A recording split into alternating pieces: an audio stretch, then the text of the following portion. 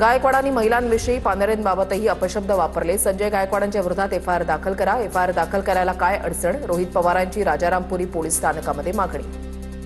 विरोधातला एखादा आमदार असला असता आणि छत्रपती शिवाजी महाराजांबद्दल असं काय बोलला असता तर लगेच उचलला असता। महामानवांबद्दल महिलांबद्दल आक्षेपाई बोलल्यानंतर मी ह्याला बोलतो त्याला बोलतो असं करून नाही करत। एफआयआर करावं लागेल तुम्हाला।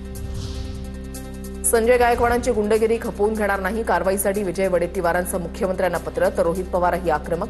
पोलिसांकडे प्रकाशक प्रशांत आंबींच्या सुरक्षेची मागणी करणार।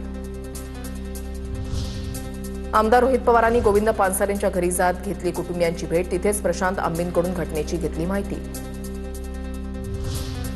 पुरोगामी विचारांच्या कार्यकर्ते आणि सामाजिक संस्थांकडून 28 एप्रिलला बुलढाण्यामध्ये संजय गायकवाडांच्या घरावर मोर्चा। मोर्चामध्ये रोहित पवारही सहभागी होणार।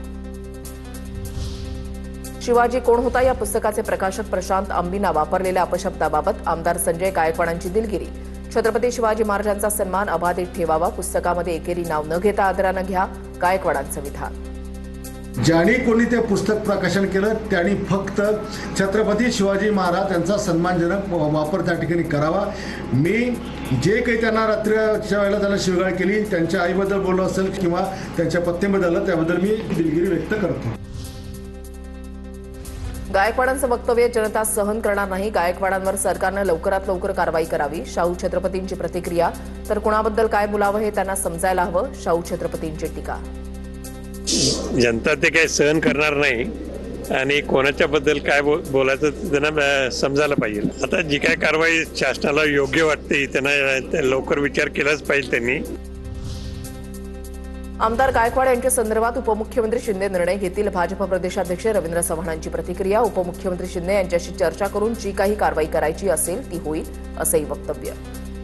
एक गोष्ट लक्षात घेतली पाहिजे, या संदर्भात एकनाथ शिंदेंशी चर्चा होईल आणि एकनाथ शिंदे त्यांच्यावरती जे काही करायला हवं ते नक्की करतील।